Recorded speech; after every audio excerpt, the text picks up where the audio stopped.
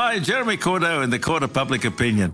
I'm just on air here to let you know that we'll be live streaming the Court of Public Opinion every Friday between 9 o'clock and 12 on jeremycordeaux.com.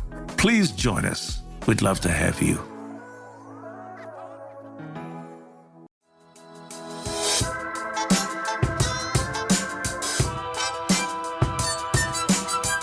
Talking About Marketing is a podcast for business owners and leaders, produced by my dad, Steve Davis, and his colleague at Talked About Marketing, David Olney, in which they explore marketing through the lens of their own 4 Ps: person, principles, problems, and perspicacity.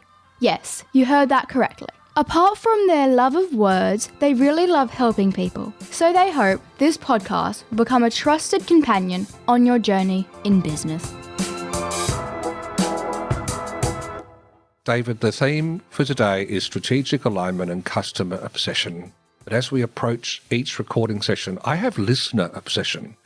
I really hope that you listening are getting something from every single segment we do. Is that good, David, or is that too obsessive? No, I think it's very good.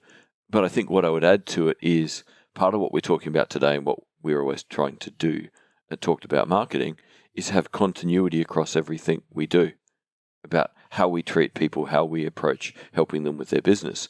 It's that if you're always looking to do the best by people and to treat people fairly and be creative, those things become perpetual everywhere, which means people have a very consistent experience of interacting with us as a company, which means they can legitimately tell someone, oh yeah, those guys are a bit odd sometimes when they're being creative, but they're really consistent. And they always do the best they can for people, and they're upfront if something's difficult, it's going to take more time. So I think we're a very good example of everything we're talking about today, and your, I will say, fixation on the well-being of people is really where the company came from, and everyone who's got on board has got on board because they like being a part of that.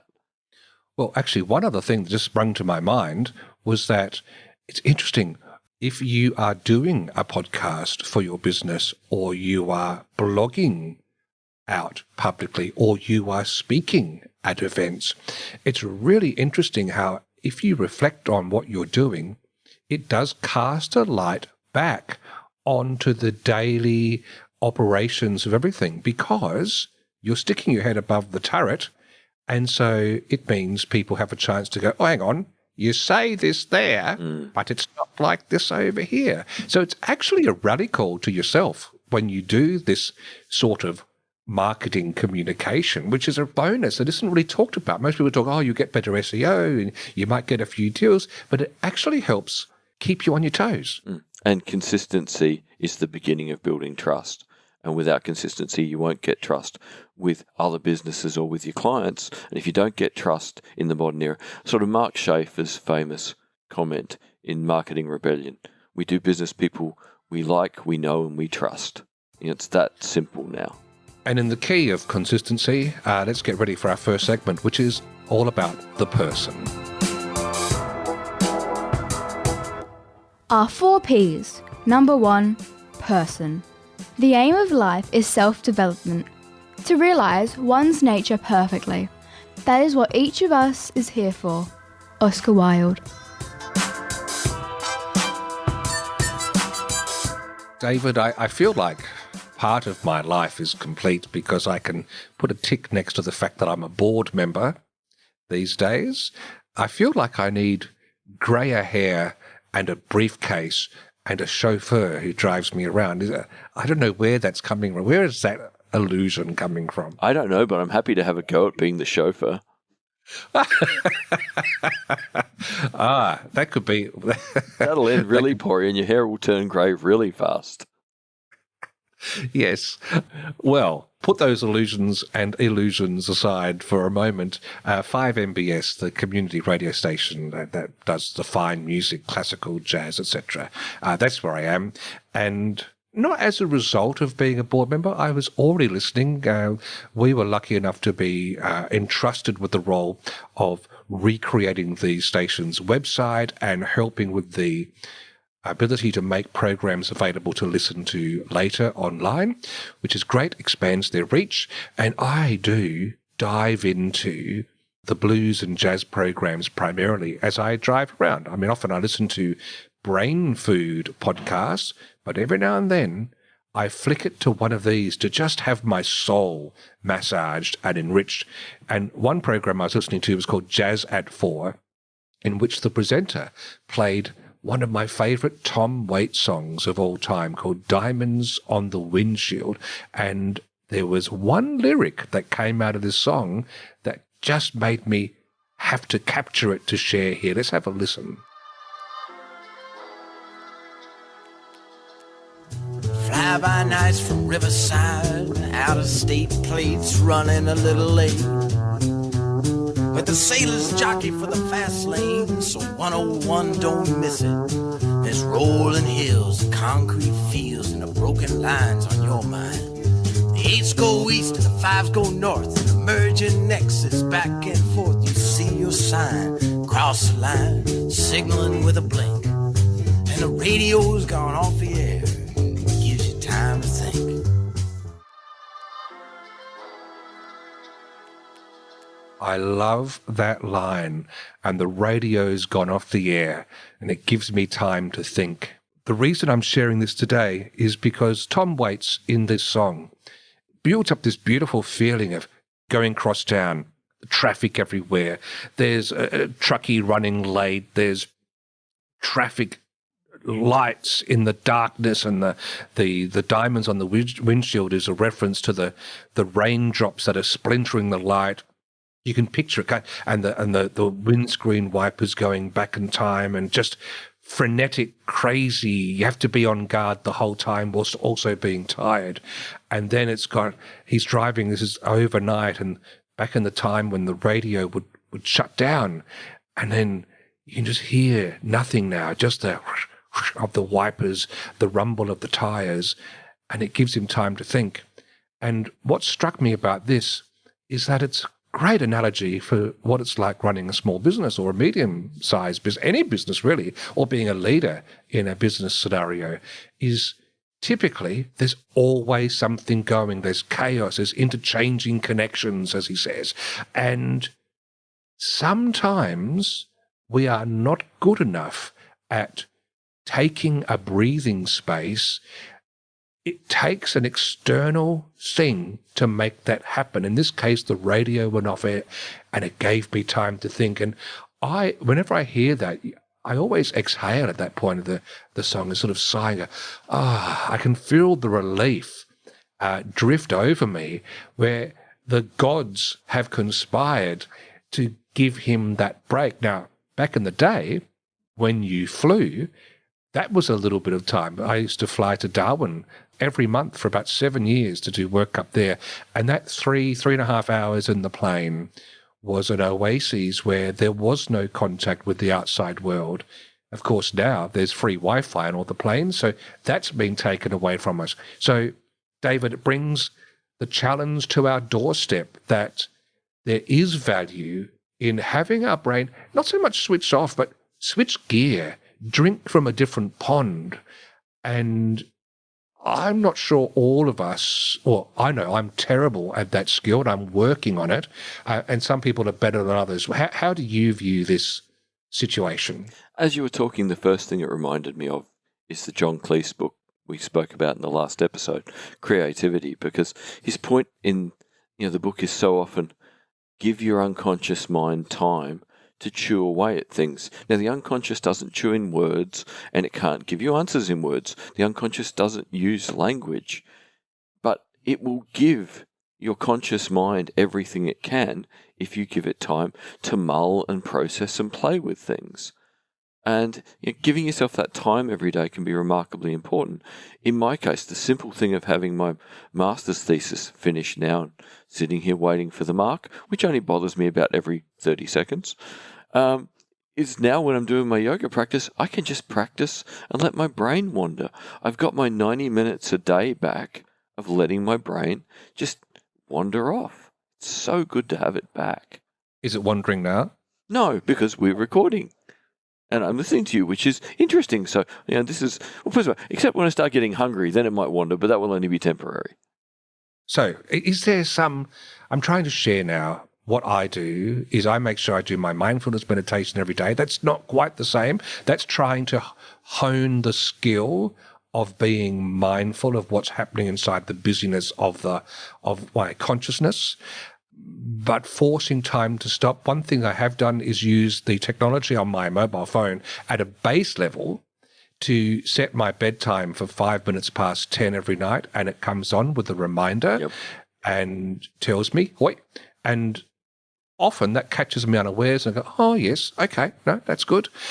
So I'm using an external stimulus there. Here's where I fall down.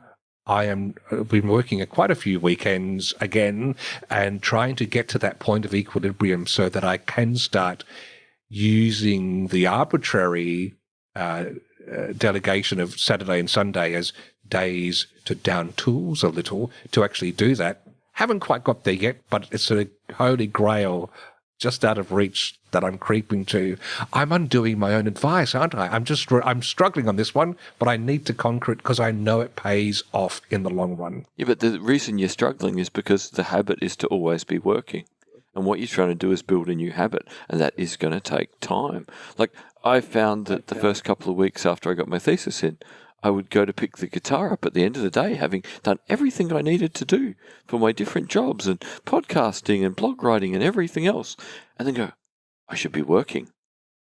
Because that had been normal for literally 20 months since I started the Masters. So undoing a habit takes time. You start in a small way. Like, if you can just take 2 hours off on a Saturday and 2 hours on a Sunday for a planned activity that is relaxing, and then build it up to 3 or 4 hours later. Maybe the most you'll be able to do comfortably is half of each day or one of the 2 days. But that's only going to happen because you habituate that as being the normal new thing you want to do. That's a good point. Of course, I've been living like this for 20 years, so there's quite a bit to untangle there. You just also reminded me that I shouldn't be looking to what others might project as how they embrace this downtime, because that might not be achievable or even desirable for me or for anyone. So it's everything. Well, it's dangerous to say everything is relative. Let's not make an absolute statement about relativity. Let's just say that there is going to be a sweet spot for each of us that brings into balance our needs of sustaining our energy, and, as John Cleese mentions, giving that creative stuff inside of us a chance to breathe. It's like taking a dog to the dog park and taking off the leash and letting it run around. Maybe that's the analogy. I've got to find the dog park for my creative spirit. A safe place, a contained amount of time, an idea what you're going to do with the time. Because there's nothing worse than just saying, I'm going to do nothing. Because if you're so used to being busy, doing nothing is an impossibility unless you're unconscious. So better to plan to do something that allows you to be playful, allows you to relax, allows you to catch up with people you haven't seen or want to spend more time with. The more positives you can see in what you're going to do with this bit of time that's different, the more likely you are to do it and repeat it. Yeah, and to continue the analogy of the doggy park for the creative spirit is that I will also take along a little doggy bag with me, and any of the stuff that's deposited from this creative time that isn't worthy of the light of day will be neatly put in that little bag and left in the receptacle provided. Take your nuggets home. Our 4 Ps. Number 2, principles. You can never be overdressed or overeducated. Oscar Wilde.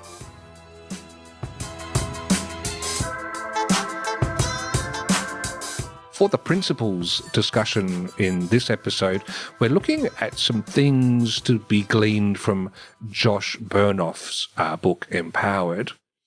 In particular, dealing with a conundrum in which many of us in business will mouth the fact that we want employees to be empowered, but recoil from actually doing it.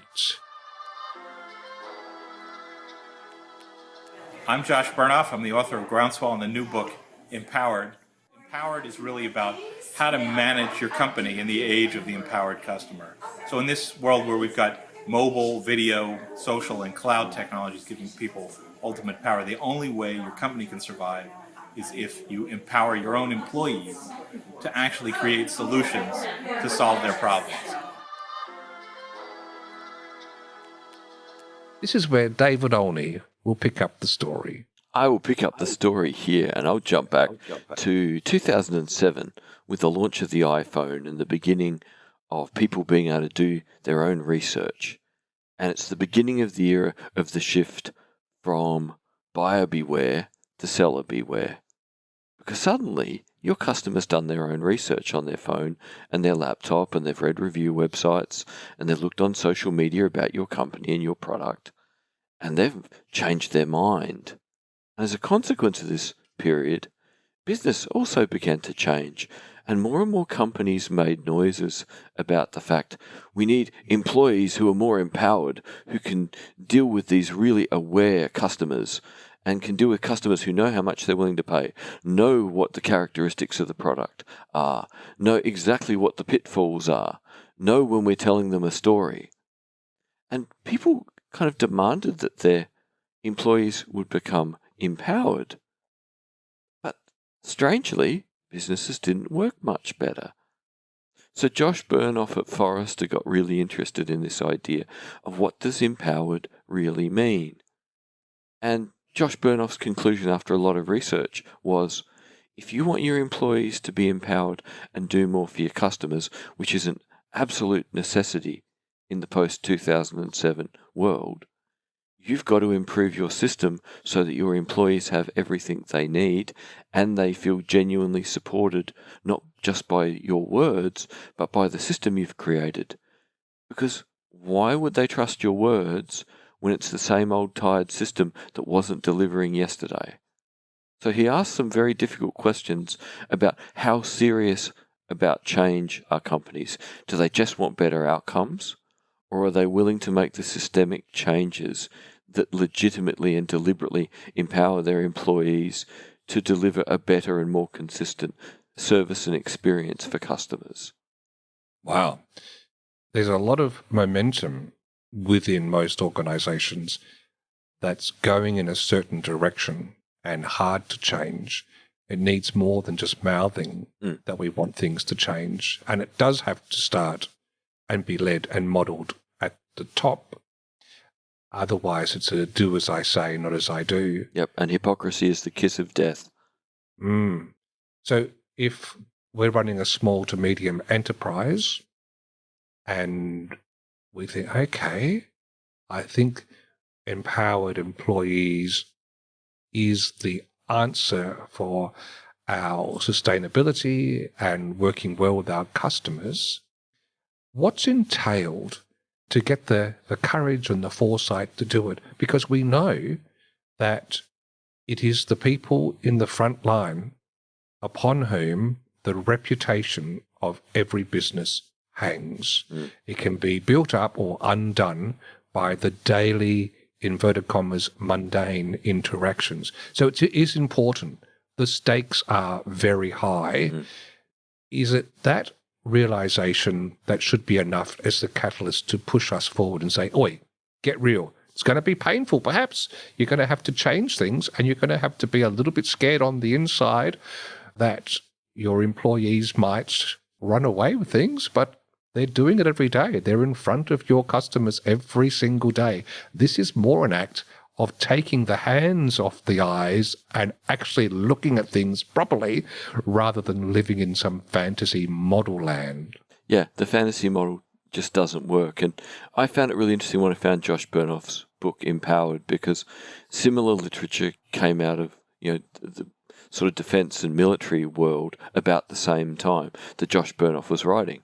And it was in response to the wars in Afghanistan and Iraq, where a famous Special Forces General, Stan McChrystal, literally said to his command, the most elite people in the US military, "We are not winning," which is a euphemism. "We are losing." And that is unacceptable. And this was a more hierarchical world where change was even harder.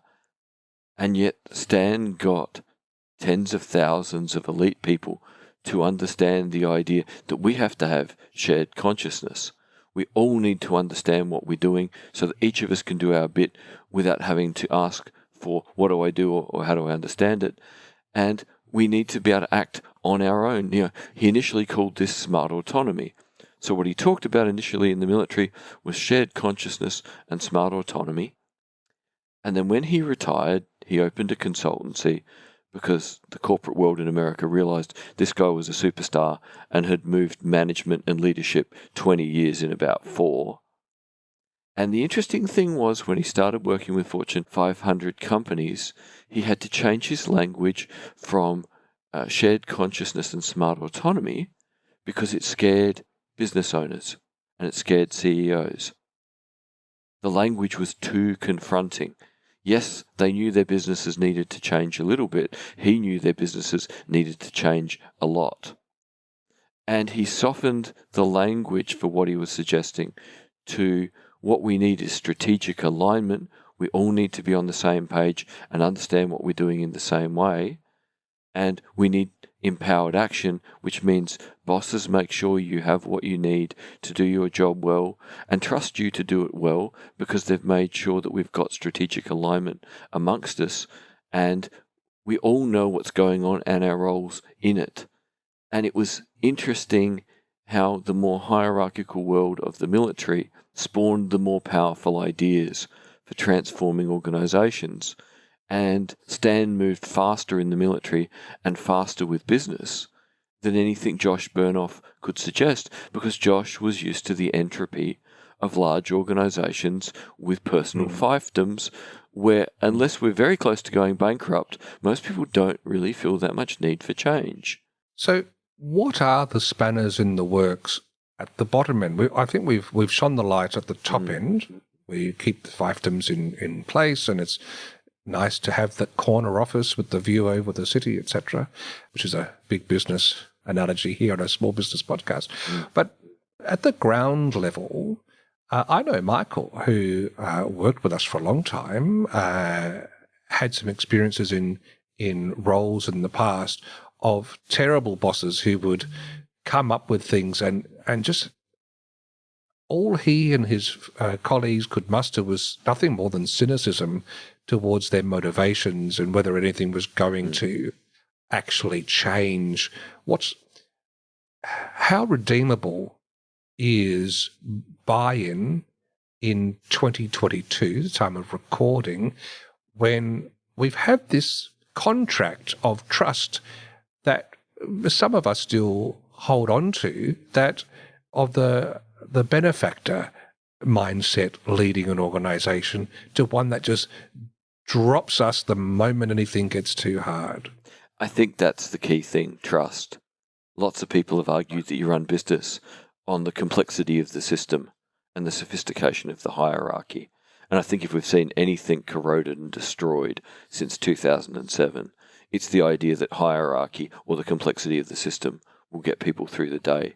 What will get people through the day is believing they're trusted to do the job well, believing they've been given the resources they need, and even if their manager is not a superstar, their manager makes sure their team has what they need to do a decent job, because at the end of the day, if the customers can see that the company isn't truthful, isn't consistent, the employees can't make up for that. And employees can't work around a boss who doesn't see the big picture, and that is that we are now in the world of seller beware. If a manager isn't going to manage well, isn't going to empower their team well, it's not just customers who are going to be impressed, employees will be unimpressed, and the public debate, even if it's a private public debate, or a private debate in public about the state of the company, is going to be the kiss of the death for the company's reputation and ability to sell product effectively. So, whatever kind of manager you are, if you're empowering your team and your team believe that and look after customers well, that is going to reflect back on you beautifully, and your life as a manager is only going to get better. But if you're trying to maintain a personal fiefdom that is no good for your employees and no good for your customers, every side is going to be telling the story of how it's not worth doing business with your company. We're at the point now where this is not negotiable. It's get on board or suffer the consequences of not catching up to the changes that are now everywhere. You use the phrase telling the story, and so to bring this segment home with something practical and applicable, apart from maybe reading through Josh's book, Empowered, or referencing some Stan McChrystal, if you can find some, is the staff training days that you and I put together for companies starts with, in many ways, looking for how the person in charge can create meaningful communication with the team so the team can see as much as they want to into the workings and the concerns and the operations at the top, which I think is the first step towards building that house of trust. Would you agree? Absolutely. Until everyone can start having some degree of strategic alignment. And it doesn't have to be, total. There is always some stuff that is commercial in confidence and is only understood at a certain level. But in the main, most people will do a better job of their work if they have a better understanding of what they're engaged in and the concerns and pain points of their managers and leaders. So sharing information is the first step for, building trust, and genuine trust rather than that, you remunerate me at the end of the week. Well, if you remunerate me, we trust each other. How much better is the week going to be for everyone? So to get a foothold on that, one of the examples we mentioned to a particular person we're working with, given her particular situation of business, was it fit for her to just grab the phone once a month and do a very short piece to camera, a minute or two, with the updates on some of the things she'd been doing behind the scenes of some big deals that she was working on to keep publicity and promotion focused on their business for everyone's benefit, and maybe mention there her ruminations over any particular questions or comments that a particular staff person might have raised. It would have been a very simple way to start this process of trust building. Yeah, and also in that video could have very easily been little reminders about, guys, remember how we treat everyone. We treat the clients the same way we treat each other, with care and respect. Remember, if you see something, say something. Because if you see something that's not right, someone's going to see the same thing next week, and they're going to go, well, why hasn't that been fixed? And I don't know who to talk to. So, setting the culture of we're in it together and we fix it together is enough to really change outcomes dramatically. And I think a barometric reading on the state of the culture is one that I'm dealing with at home with my young emerging teenagers and jobs around the house, things around the house. When you maybe get an inspiration to make some brownies, but you don't really wash up the rack and a few other extra things, I'm trying to instill the message that every task you leave unfinished is a job you're making for someone else. And you don't really want to be that person. Like, I don't think anyone deliberately wants to make more work for others. It's just the being inattentive to the repercussions of every little act. So to me, whether it's home or in a small business, is that awareness that of having responsibility to see something through. I think where people are empowered to care about that and note that it feels bad if we've let someone else down who has to mop up after us, I think there's the sign that something's healthy within an organisation or at the other end of the spectrum. Classic example of this, when I was at Adelaide University, that the tea room by Friday afternoon would look like a bomb site because people hadn't realised that there was no magic fairy that popped out of the drawer and cleaned the tea room on a Friday afternoon. It turned out it was one of the associate professors with a huge workload just couldn't bear to go home with it still being a disgusting mess. And people's behaviour only got better when they realised one of the kindest and most hardworking people in the department was the one who every Friday was cleaning the tea room. Did people then start, washing their own cup, washing their own dish, wiping the counter down, wiping out the microwave if their food exploded? It didn't take shame, but it did take people having the recognition that there is no magic fairy that makes the world go round. If we don't all do it, some poor person has to do all of it. On that note, let's pause for some reflection and come back in a moment to open the mailbag, which I'll do. I won't leave that for you to do, David. I'm happy to open them, but I'm just going to open them randomly looking for candy. Our 4 Ps. Number 3, problems. I asked the question for the best reason possible. Simple curiosity. Oscar Wilde. For the problem segment this time around, I just want to briefly touch base on something that can be considered an evergreen scenario. And it is, I had 2 in the 1 week of the preceding week leading up to this recording, where organizations had lost their web person and ended up stranded with broken websites. And one of those websites was actually riddled with malicious code. And, you know, I've been in this game a long time. I've built more than 1,000 websites myself since I began.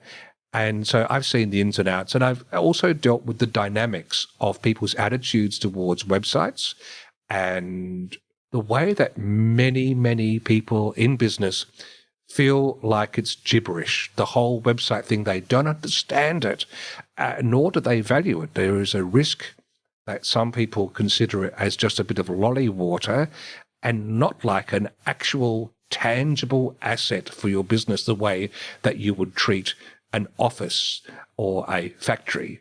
And it is the virtual version of bricks and mortar. Everything is seen publicly that happens on your website. And so all I wanted to say, without being too much of a broken record, but because this is so hot and fresh in my mind, is 2 things. And by the way, thank you to Richard Pascoe, the Adelaide tech guy from 5AA, for connecting me with one of these people who've been in this situation. But please make sure, no matter who you're working with on your website, that you have absolute full administration, control and access of your website, of your web hosting, and of your domain name registration. You need to not only have that access, but have that captured somewhere. We need it safely secured so that if you do get into trouble and things have gone to hell in a handbasket, as they say, and someone like us, we get called in to help you, we've got direct access to all that information straight away. I just think it mitigates a whole lot of business risk. One of the businesses we're talking about was in a scenario where this other company is controlling all the updates of their website. Now, that's fine if it works well, but this company is really atrocious at their response time. So imagine discovering something which they did on their website that is actually wrong. The big Facebook icon at the top of their website, when you click it, takes you to a competitor's Facebook page. I can see you falling off your chair, David. But this is the point where I have to say, oh my dog, how does that even happen? Mm-hmm. And so it is a business risk that I was sitting there, I could have, if I had their admin access, made that change in 5 seconds flat. Blindfolded, David, blindfolded, I could have done that. And so there's a business risk. Imagine worse. Imagine if there was a particular typo that made them responsible for offering something at a much lower price than they could afford to offer it. They have to honor it. It's in the public space. It's just horrible. So please, admin access to everything. And the other thing is, we've got to get to this point of taking the updating of a website, in a WordPress environment. It's WordPress itself, it's the plugins, it's the theme. We must put our grown-up pants on this and take it seriously, because yes, the rolling nature of updates coming through can add extra functionality to the site, but by and large, when the developers have discovered there's a vulnerability in the code, or the crooks have learned a new trick, and that they safeguard us against that. And one particular case, and it's a community organisation too, I had David Murrin, our lead web tech IT person, have a look at their site for them. That site is riddled riddled with malicious code. There are links to dating sites and porn sites. There is Chinese script on some hidden pages that are polluting their references on Google. And this is because they, A, don't have access to the site and the person they trusted has now disappeared, and B, no updates were being done. It's hideous. So I will pause at this point. I think I've made my point.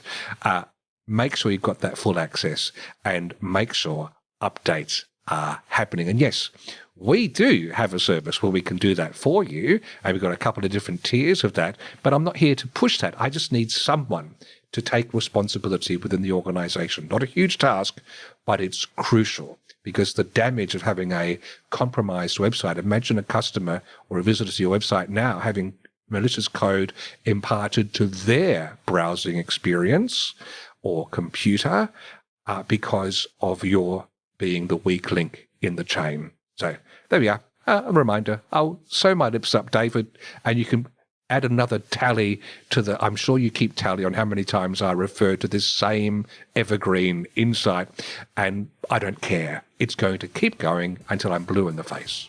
No, you got to be like Sheldon. You got to wear your bus pants and be safe.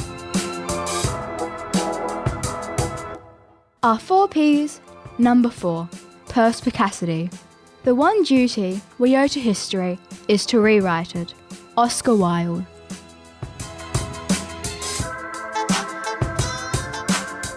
For our dalliance with perspicacity, to finish off this episode, to sharpen our minds, give us a run for our money, we're going to play an ad that I think harkens back to about 2015. And it's referred to as the Drive Safely Honey Buns ad. And the first voice you hear, by the way, is that of local actor in South Australia, Patrick Frost, who I'll just mention from a level of trivia, is the uncle of a dear friend and long-term client of mine, Alexandra Frost. So it's nice when worlds collide. Just we're connected to everything, it seems. Anyway, it's a road safety campaign to get to blokes who are in the category of taking risks and not listening to the advice of others, with a little twist on the use of language.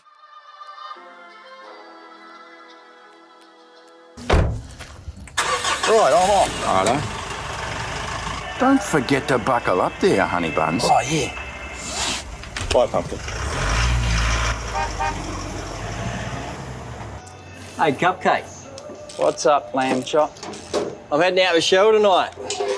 So I have to take the beast? You won't be drink driving, will you, sweet cheeks? No. Pinky promise? Oi, might want to watch your speed there, schnookums. Jeez. Don't oh geez me. You can let us out right here. We're happy to walk from here. Aren't we, fellas? Sorry, Sugar Plum.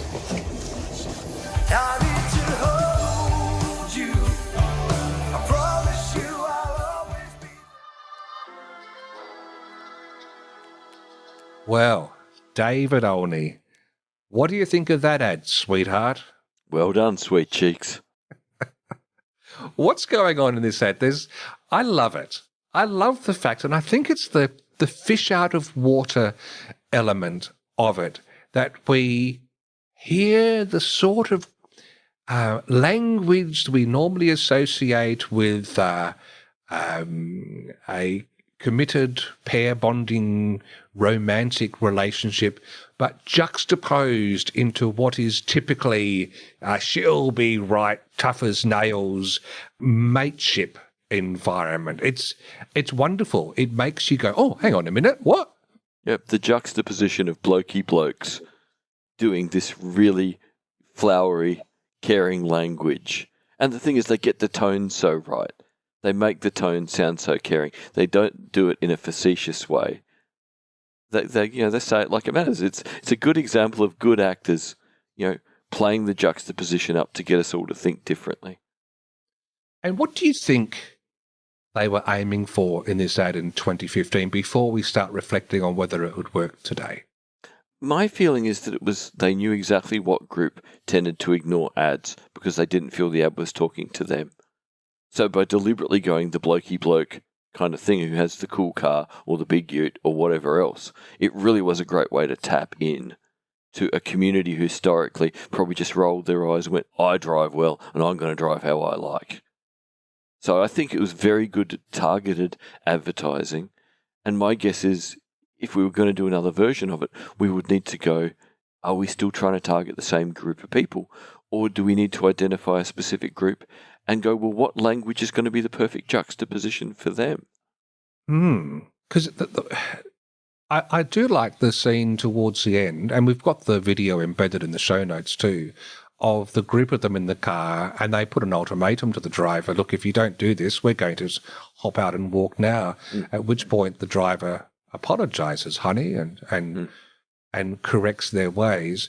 What I think is clever about this 2015 version is that, yes, it's the juxtaposition of the way the communication happens, but it actually elaborates on the real, if you like, love language or the real sentiment of the communication that's happening. It's just because there is a care between mates talking, but it's just not dressed up in this flowery, makeup-ridden language, typically. So there's a truth. So it's not just funny.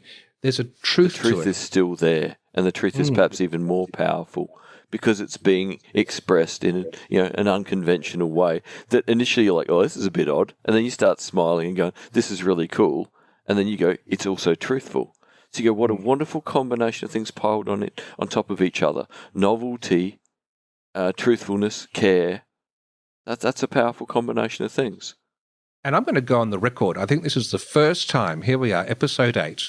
This is the first Perspicacity segment where I'm looking at the ad that we're highlighting. And I would say if that ad was made in 2022, the time of recording, it would be as relevant today as it was back then.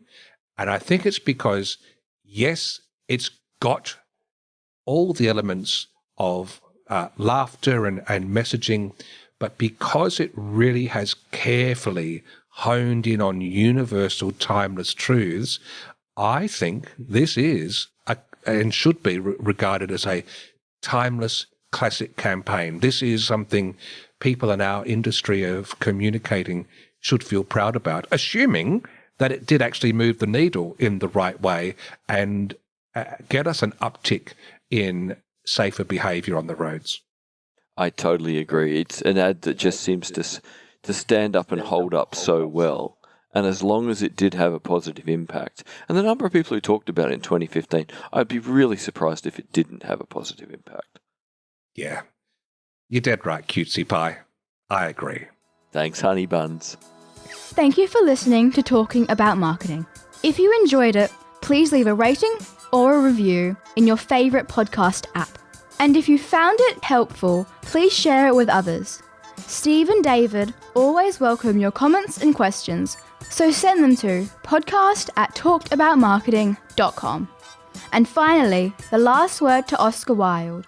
There's only one thing worse than being talked about, and that's not being talked about.